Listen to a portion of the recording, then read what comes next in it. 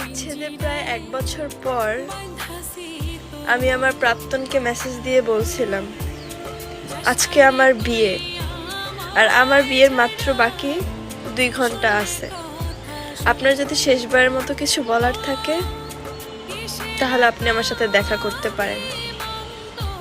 এরপর আমি আমার বিয়ের শেষ মুহূর্ত পর্যন্ত তার জন্য অপেক্ষা করেছিলাম, তবে সে আসেনি। অথচ আমি ধরে নিয়েছিলাম হয়তো সে আমার উপরে অভিমান করে আসেনি।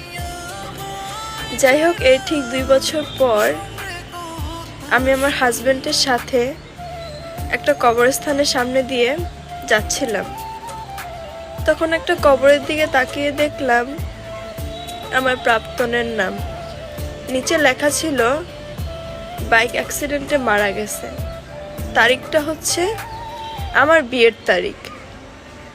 ওখানে আরো লেখা ছিল যে কোথাও তাড়াহুড়ো করে যাওয়ার টাইমে ট্রাকের সংঘর্ষণে অ্যাক্সিডেন্ট হয়।